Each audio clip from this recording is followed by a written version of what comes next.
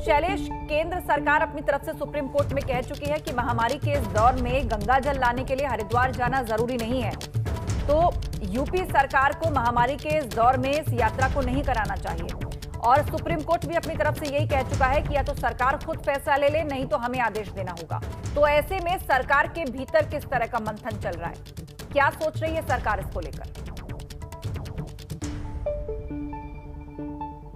आस्था, देखिए, जो टीम 9 की बैठक होती है इसमें मुख्यमंत्री के साथ में उनके मंत्री और जो टॉप ब्यूरोक्रेट्स हैं, यहाँ तक कि जो अपर मुख्य सचिव गृह, डीजीपी, मतलब कानून व्यवस्था की बात हो या अन्य सभी अधिकारी बड़े टॉप मोस्ट उनके साथ में जुड़े होते हैं। और इसी में हम देखते हैं कि रोज वो कई अहम जो मुद्दे होते हैं उन पर चर्चा होती है, फैसला लिया जाता है। आज की अगर हम बात करें जो टीम 9 की बैठक होगी तो उसमें ये सूत्रों की माने तो चर्चा चल रही है कि कांवड़ यात्रा को लेकर आज मुख्यमंत्री बात कर सकते हैं अपने अधिकारियों से, क्योंकि कांवड़ यात्रा निकालने को लेकर जिस तरह से सुप्रीम कोर्ट ने कहा है, जिस तरह से केंद्र का हलफनामा सामने आया उसके बाद, और जिस तरह से सुप्रीम कोर्ट ने राज्य सरकार को भी कहा है कि वो एक बार पुनर्विचार करे, तो ऐसे में संभव है कि आज मुख्यमंत्री अपने अधिकारियों के साथ में इस यात्रा को लेकर बात करेंगे, चर्चा करेंगे और उसके बाद आगे किस तरह से कोर्ट में अपना पक्ष रखना है इसके ऊपर भी मंथन किया जाएगा। देखिए, इससे पहले अगर बात करें जिस समय मुख्यमंत्री अपने वाराणसी और गोरखपुर के दौरे पर थे प्रधानमंत्री के कार्यक्रम से पहले, तब हमने स्वास्थ्य मंत्री से बात की थी तो उन्होंने ये कहा था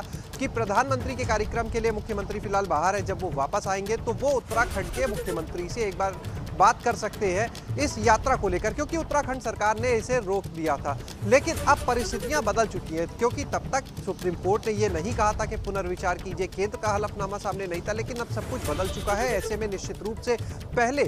यहाँ पर प्रदेश सरकार जो है वो अपने स्तर पर सभी चीजों का आकलन करेगी, मंथन करेगी, जो तैयारियों के निर्देश दिए थे उसके बारे में भी चर्चा होगी कि परिस्थिति क्या, अगर कोर्ट में अपना पक्ष रखते हैं तो क्या तर्क होंगे राज्य सरकार के, इनके ऊपर मंथन किया जाएगा। और इसके बाद संभव है कि आज कोई बड़ा फैसला, बड़ा निर्णय जो है वो सरकार की तरफ से सामने आ जाए। दूसरी जो चीज़ आज की टीम 9 की बैठक में अहम है वो होगी वैक्सीनेशन को लेकर। देखिए, वैक्सीनेशन की अगर हम बात करते हैं तो कल की जो कार्य समिति की बैठक हुई भाजपा की, उसमें एक बड़ा मुद्दा था कोविड वैक्सीनेशन, और जो आगे कार्यक्रम अभियान चलाए जाने हैं उसको लेकर भी ये बात हुई कि भाजपा जो है एक पूरा अभियान चलाएगी अभी इसी जुलाई में ही 3 दिन का, जिसमें लोगों को वैक्सीनेशन के लिए जागरूक भी किया जाएगा और उनके पंजीकरण कराए जाएंगे। दूसरा ये भी कहा मुख्यमंत्री ने जब कल अपना भाषण किया, उन्होंने कहा कि जिसको भी वैक्सीन मिलेगी एक तो वो सुरक्षित होगा, दूसरा वो हमेशा कृतज्ञता जरूर जताएगा। यानी कह सकते हैं कि वैक्सीनेशन की अगर बात करें तो उससे सरकार को एक नहीं कई फायदे दिख रहे हैं। एक सबसे बड़ा फायदा, देखिए, लोग सुरक्षित होंगे, क्योंकि जान माल की सुरक्षा करना सरकार की जिम्मेदारी है, तो सबसे बड़ी बात लोग सुरक्षित होंगे। दूसरी चीज, वैक्सीनेशन सबका हो जाएगा तो निश्चित रूप से निःशुल्क वैक्सीन मिलेगी, कहीं ना कहीं चुनाव में इसका फायदा मिल सकता है।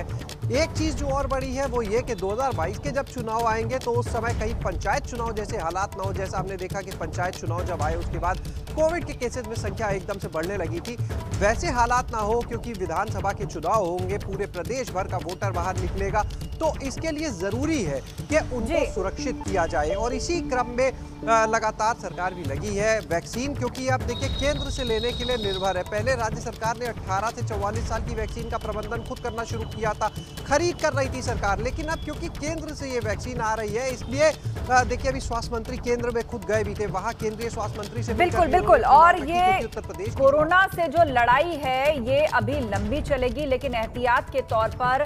3T फॉर्मूला, उस पर सरकार ध्यान दे और सबसे बड़ी बात है ज्यादा से ज्यादा आबादी को वैक्सीनेट किया जाए ताकि ये नौबत ना आए।